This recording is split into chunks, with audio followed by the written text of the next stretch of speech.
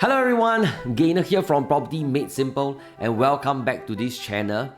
Now in the previous video, I shared about the importance of tracking the costs involved when you buy and hold your property and how you are able to calculate your eventual net profits when you sell it. And there's this Excel sheet that you can download and use it as well.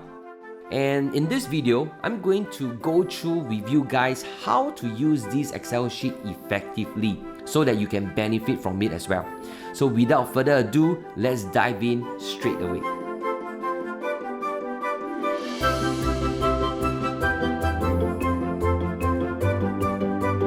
So right now what you see is this Excel sheet.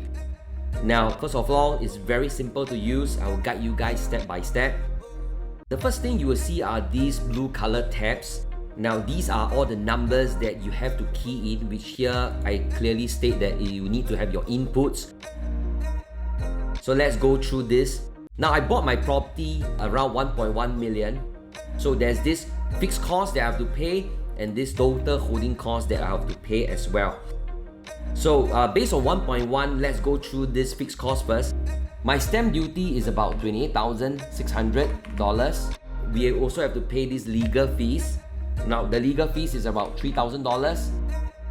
And we also have to pay for this selling legal fees. Now of course this will be in the future when you want to sell, but now for this example I'll just key in the numbers.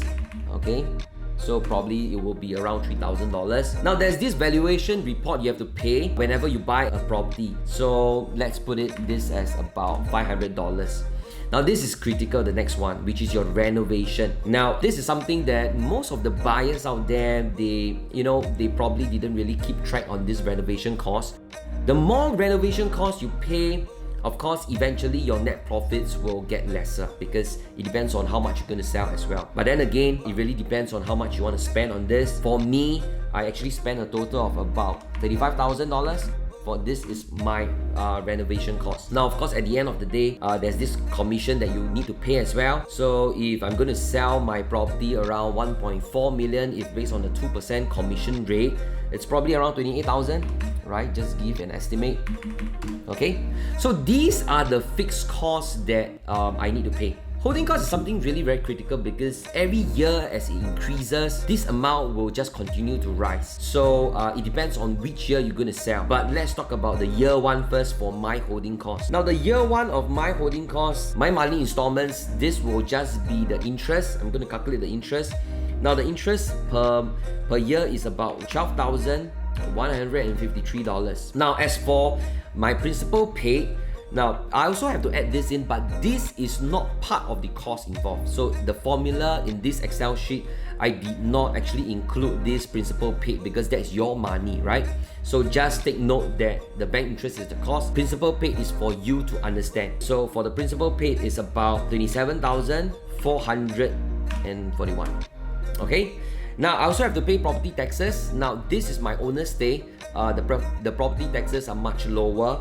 And based on mine, it should be around $520 per year. And I also have to pay maintenance fees. Now per month maintenance fees, mine is about I think 200 plus to 300. So per year, if I calculate, it's around $3,400. Now at the moment, this is home improvement. This is only for some of you guys who over the years maybe you just felt that, hey, I probably want to improve my kitchen, I want to improve my living room, stuff like that. So if you have, then you include this cost. If you don't have, then it's fine. Okay? Now, the next one will be insurance. Some of you probably taken up an insurance whenever you took a bank loan. So it depends on how much is it. Now for me, I don't think I really paid for insurance, so I just leave it blank. And the next one will be miscellaneous. This is probably if you have any other costs that I did not include, you can just include that as well.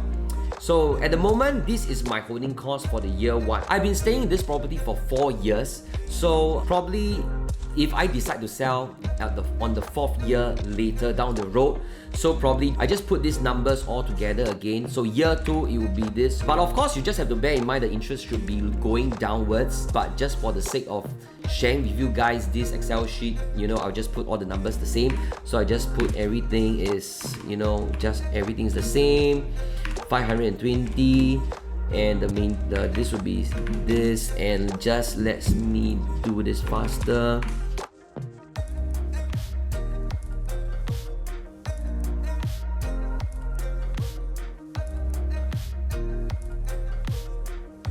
Okay, so I've input all the costs involved for my 4th year. That means I hold this property for a total of 4 years. And now let's say I decide to sell my property. I need to plug in these numbers as well, right? So my current outstanding loan, it's probably, so you have to check this, right? So my current outstanding loan is around 755,000, and my CPF used plus interest. So take note that here I specifically put exclude stamp duty, which is your buyer stamp duty.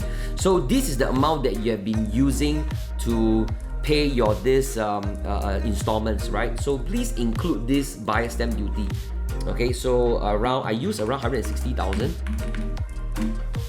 And my cash down payment, this is important, right? This cash down payment, you have to plug in the numbers as well. So my cash down payment is about, I think I use 130,000. This includes your option fee, your exercise fee, all the cash that you have paid for the down payment. And currently, let's say I decided to sell my property around 1.35 million. So I bought my property around 1.1. You will understand that my net profits actually is not a lot. Can you see? There's this gross profit and there's this net profit. So gross profit is the amount that I use this minus all the fixed costs and the holding costs, I'll get this. The net profit is I use this minus the gross profit and minus all the down payment and the principal that I paid, then I will derive this net profit. So if I sell this property at around 1.35 million, my net profits is only 32,000. So can you imagine, I bought my property at 1.1, I sell my property at 1.35 million, and on the surface, you probably might think that, hey, I made around what, $250,000, but in actual fact, I only made $32,800 in terms of net profit. So if I'm going to sell around 1.45 million, then I see at least a slightly improvement in terms of my net profits, right? If I sell it at 1.45 million. So the critical part when you're using this Excel sheet is, can you imagine if your holding cost keeps increasing every year and the valuation price or your selling price of your property doesn't change? That is where, this Excel sheet clearly shows how you're able to track your costs and know when is the best time for you to sell, because the selling price or the property market will always goes up and goes down, and you have to track all these things so that you are able to extract the optimum time and understanding your cost as well, to know eventually when is the best for you to sell. Now we have come to the end of this tutorial on how you use this Excel sheet. Hope you guys can use it effectively to track the costs involved when you buy and hold your property.